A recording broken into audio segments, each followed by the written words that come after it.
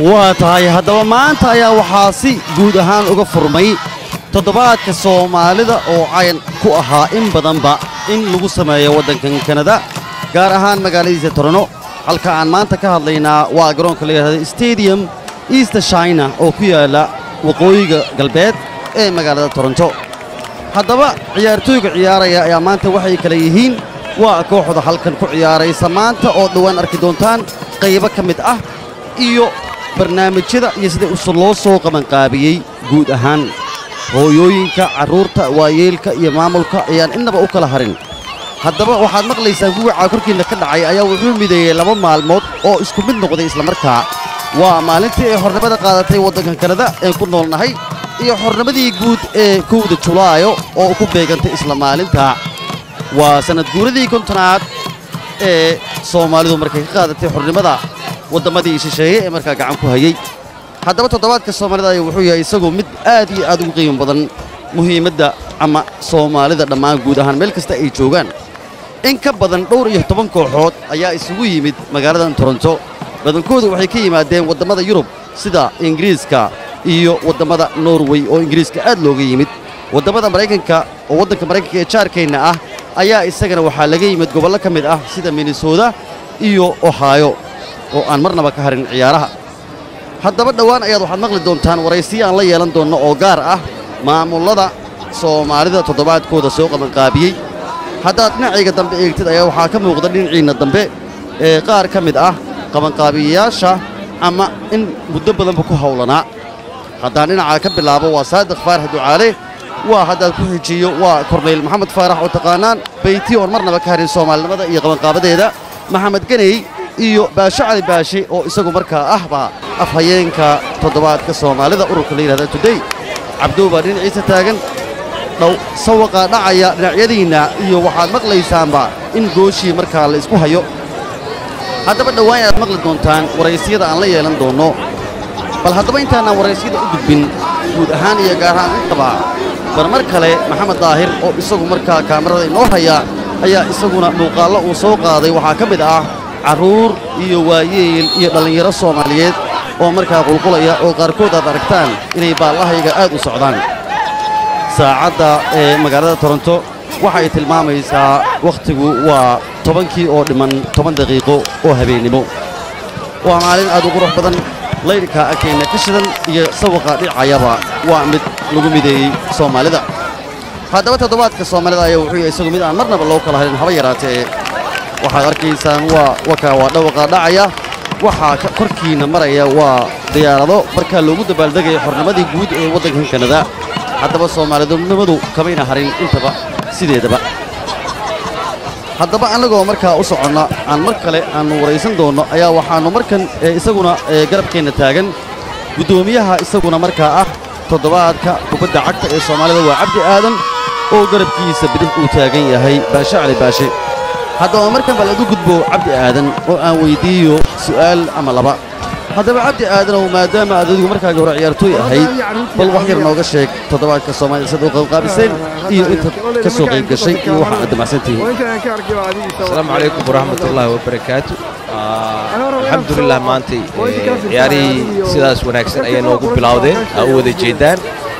insha Allah waxaan rajaynaynaa sidaa inay noogu sii dhammaadaan anagoo kulligeen caafimaad wada qabna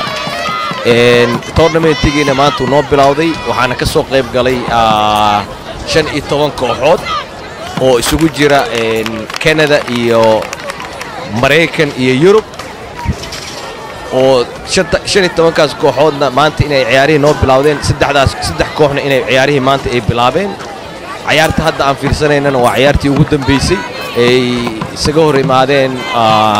koox ka socota Minnesota Tigers iyo Hilaac oo ayagana ka tirsan waddanka Canada ciyaartiina halka oo jeedaan inay half time tahay marka insha Allah waxaan rajaynaynaa in ciyaarihii ay sidaas anagoo caafimaad qabna inay noogu wada dhammaadaan mahadsanid cabdi aadan waa guddoomiyaha kubadda cagta ee toddobaadka soomaalida haddaba waxaad dhowaan maqli doontaan isaguna mukhtaar maxamed mukhtaar cuti oo isaguna nagu soo socda iyo dhammaan dad badan oo aad u soo qabanqaabiyey waxaa dhinaciisa taagan baashe cali baashe oo isagu ah markaa afhayeenka toddobaadka soomaalida oo isaguna bal wax nooga sheegi doona qabanqaabadii iyo sida ay u dhaceen ciyaaruhu iyo waxay damacsan yihiin baashe waa mahadsantahay yuusuf si official ciyaarta maanta ayaa noo furmay sida aad idin sheegay guddoomiyaha kubadda cagta afhayeenka ururka maadaama ay wax badan ku sii dari maayo odayaal baa jooga oo kick off sameeyey oo noo furay marka waxaan rajaynaynaa sitimaankan inuu noo noqday sitimaanka kale ciyaarihii ugu qurux badnaa oo 2010 ka dhaca magaaladan Toronto waa mahadsantihiin haddeertaana waxaan ku wareejinayaa mikrofoonka UK mahadsanid baashe cali baashe waa afhayeenka toddobaadka soomaalida ururka la yidhahdo today oo iyagu soo qabanqaabiyey ciyaaraha soomaalida haddaba waxaa garabkayga midig taagan maxamed faarax oo aad intiina badan garanaysaan oo ahaa qabanqaabada toddobaadka soomaalida raggii ka bilaabay magaalada Toronto waxaa kale oo isaguna dhinaciisa taagan saadiq faarax ducaale oo isaguna ka mid ah dhalinyarada aad ugu firfircoon dhinaca toddobaadka soomaalida haddaba maxamed faarax oo isagu markaa qayb badan ka qaatay soomaalinimada iyo ururinta kubadda cagta bal ayaan isagana weydiin doonaa sida ay wax u dhaceen iyo meesha uu wax ka arko asalaamu calaykum waraxmatullaahi wabarakaatu yuusuf waa mahadsan tahay aad iyo aad ayaa farxad weyn ay noo tahay maanta iyadoo ah 1 luulyo oon wada xusuusannahay markaan qaadanno xornimadeenna iyo waddankan joogo markay ayaguna ay qaateen xornimadooda marka maalin aad u wanaagsan ay tahay ciyaaraha la furay marka insha allahu tacaala waxaan rajaynaynaa inay noqdaan ciyaaro aad u xiiso badan oo aan ka helno dhallinyaro ilaahay idinkii matali doonta qaranka Soomaaliyeed inaan ka helno ay ka soo baxaan meeshan haddaba aad iyo aad aan ugu gawaabinayaa dadka guddiga qabanqaabada inay si hufan u sii wadaan ciyaaraha aad iyo aadna waxaa u mahadle kooxaha ka soo qayb gala ciyaarahan oo ka kala yimid Yurub iyo Mareykanka iyo meelo kale fogfog oo Canada ka tirsan marka aad iyo aad aan idinku mahadinayaa maxamed daari yuusuf fursadana ay siiseen inaan uga hadlo waa mahadsantiin mahadsanid maxamed faarax oo garsoore ahaa Soomaaliyeed ilaa heer qaran ayaa isaguna ka mid ah dadkan kubadda cagta Soomaalida aad u soo qabanqaabiyey haddaba saadiq faarax ducaale oo dhinaciisa taagan oo isaguna ka mid ah guddiga farsamada ayaan bal isagan rabaa inaan iraahdo bal sideed u aragtaan fikirkan Soomaalida maanta isu timid iyo sideed u aragtaan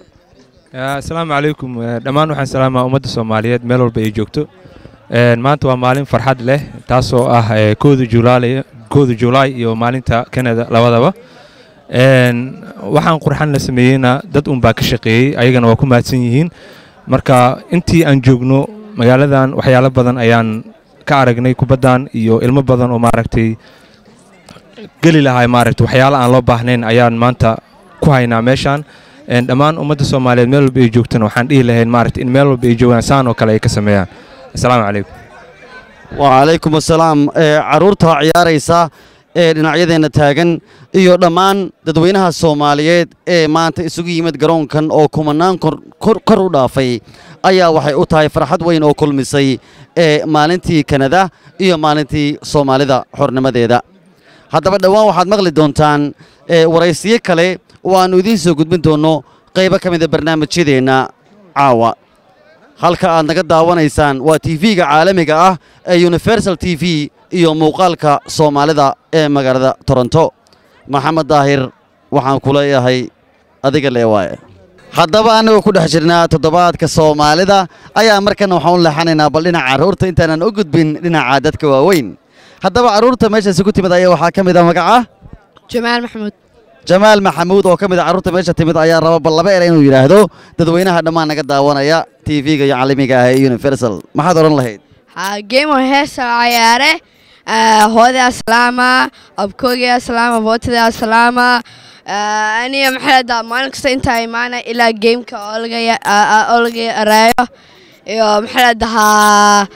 محلدها ما نكستو محلدها محاربة أو جيم في عنا لا يارو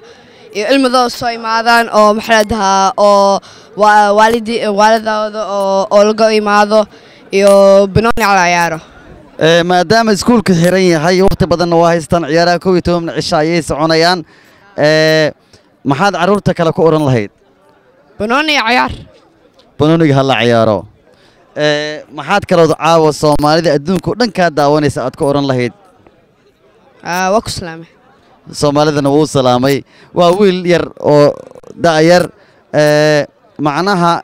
wadankii Soomaaliya inaan ku noqoto ma jeclaan lahayd ها وجعلناها هذا ودنك الصومالي هذا محلدها بدأ كدبالة وحكستا سمين لها